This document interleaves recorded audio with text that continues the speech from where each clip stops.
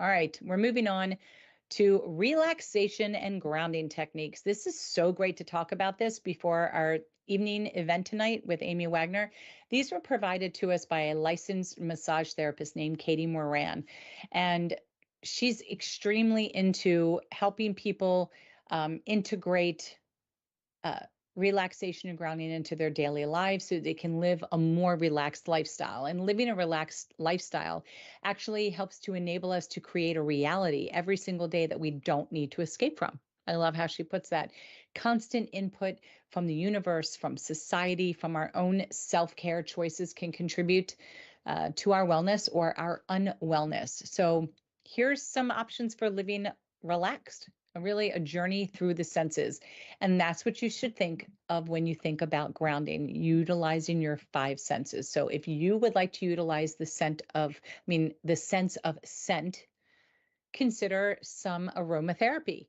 Now, some sedative aromatherapies or scents that might help you sleep would be chamomile, clary sage, frankincense, jasmine, lavender, mandarin. The list goes on and on. Um, there's also conscious breathing.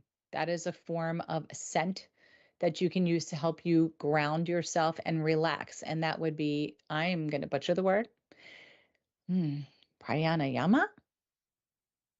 Okay. When I just said that, I imagined the Muppets that go do, do, do, do, do, pranayama. Do, do, do, do, sorry. Oh, oh, I have to recover from that. But that is conscious breathing, and that's alternate nostril breathing. I think you breathe in, you hold one nostril, breathe in for like 4, and then you switch and breathe out of that one, then breathe in, then hold, then switch.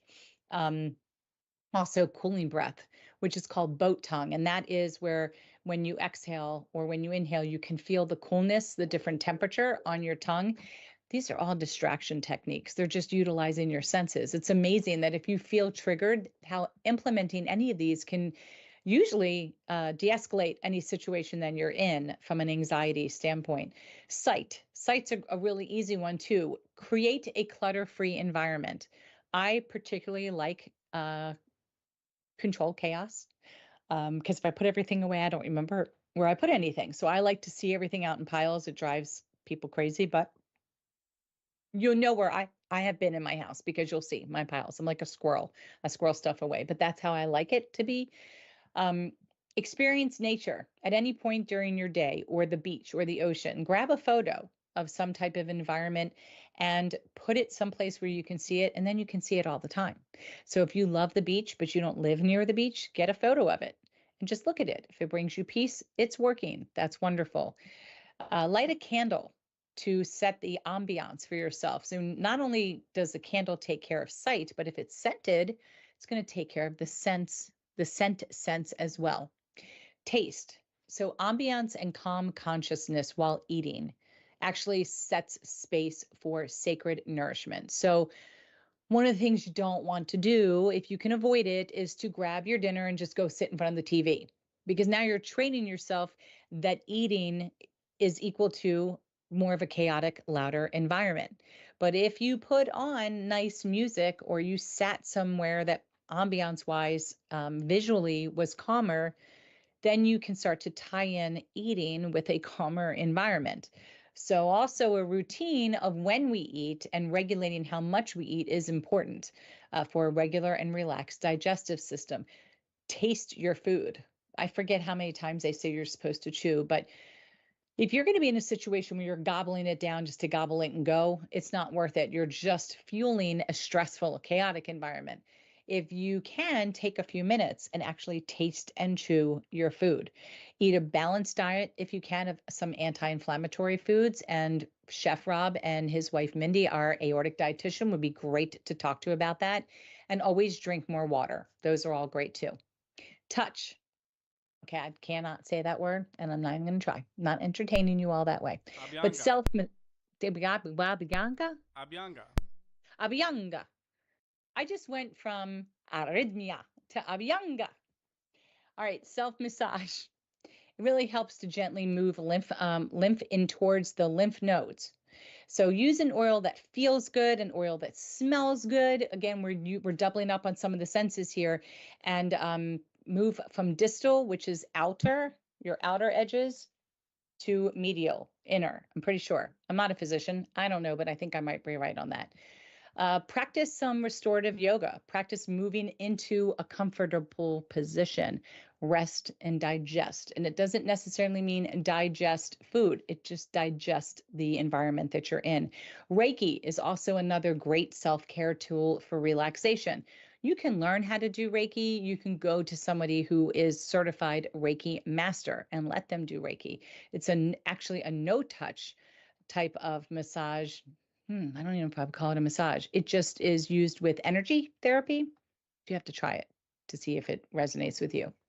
And then sound, positive self talk, affirmations. These are so important. It sounds really weird, but look in the mirror and say something nice about yourself.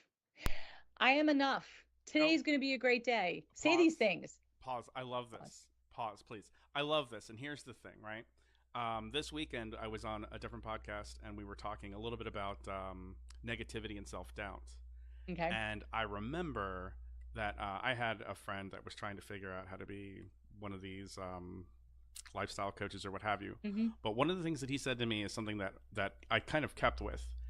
Very often we are our own worst critics, but Yeah. seldomly do you look at yourself or think to yourself, I'm awesome.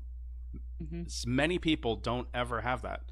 They're just Yeah. gonna stay humble, and they're gonna succumb to the negative thoughts or what have you. Hmm. And then another thing, right? Like we always want to, be our own self advocates, okay? And the conversation was talking about some doctors that just don't want to be okay with a second or a third um, diagnosis, right? Opinion. Yeah, opinion, right? And I can't remember who said it, but I kept onto it and I loved it. And he was like, they said, if I can't question myself, how can I question others? Right. Right. And so Yeah. that both of those things were like, well, obviously, if you're feeling a little bit of self-doubt, I mean, that's, I think, healthy. Yep. But if you're going to live a Self balanced doubt is healthy. but if you're going to live a balanced lifestyle, don't forget, remind yourself that you're awesome. You know what I mean? Well, there was somebody in this community who left the community.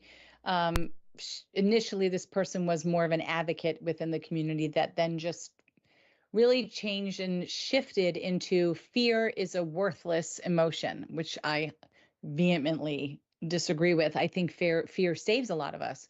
If we feel that sense of fear and something's not right, it leads us to maybe create action, which could help save ourselves, right? I think that that's all worthy and important. The response was is that you're responsible for your own health. If you have a health condition, you caused it. I don't agree with that either. I don't think any of us necessarily purposefully caused an aneurysm or dissection. Usually, this is just our genetics. And it doesn't mean that they're bad genes. If they're bad genes and every human being has one, then we're all bad. So that sounds stupid too. But to your point, we often critique ourselves. How often do we say wonderful things to ourselves, which Right? is so funny? I posted something. There's a poet that I follow, John Rodell, and I post some of his things in the private forum. I'm just going to read this to you because it just made me think of it today. This is what he said. Every morning I have a blind date with my body. And as I do, a million questions run through my head. Who is this person sitting across from me in the mirror? Am I my own soulmate? Are the dreams in my heart and my thoughts in my head perfect strangers? How can I learn to love their wrinkles? How can I build a future with this person? And every morning during my blind date with my own image, I remember the secret to any great relationship. Um, to any great relationship is to let them see you as you really are. So, how do I see myself? As a piece of cosmic art or as a half shattered bowl? Maybe it's both things at the same time. In order to feel at home in your skin, you must learn to be yourself with yourself and to see the beauty in yourself when you look at yourself.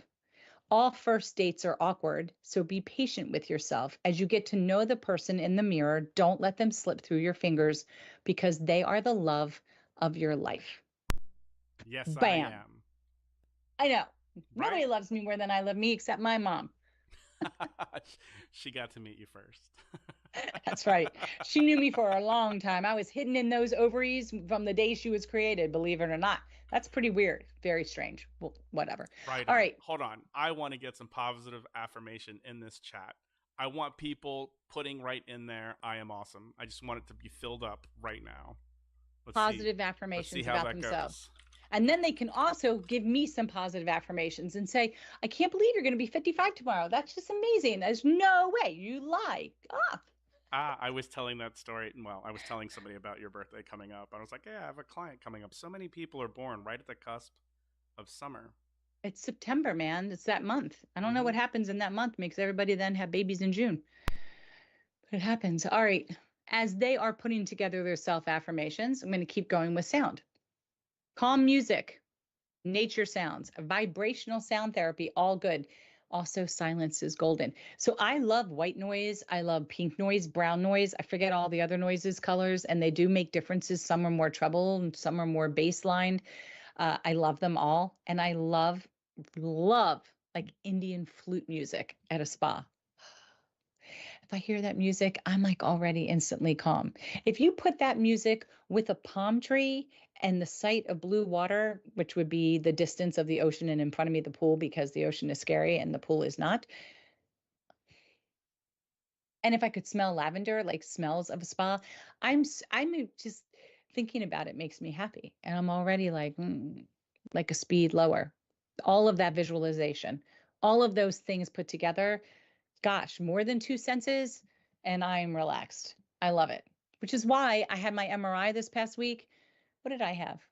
Yeah, I had an MRI, non-aortic related. God, I fell asleep so many times. I was in this machine. This machine was this close. I got a little split second, hairy, scary. But then I started counting. I'm like, okay, so this round was 26 sounds. And then the next round is, I was out cold, so asleep. It's so relaxing to me.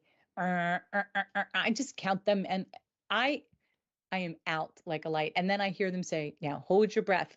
Okay, I don't even get a chance to catch it because I'm just waking up. I, I make myself laugh during my MRIs. I know not everybody's like me, but I can sleep without sedation. All right, are we getting positive affirmations? Well, so Hope so. far, Mike jumped in with a really good one. Chef Mike out of Canada. He says, "I don't mean to brag. I don't mean to boast. I Yeah, you love do. y'all, but I love me the most." Oh, I like that. Ding, ding, ding for the win.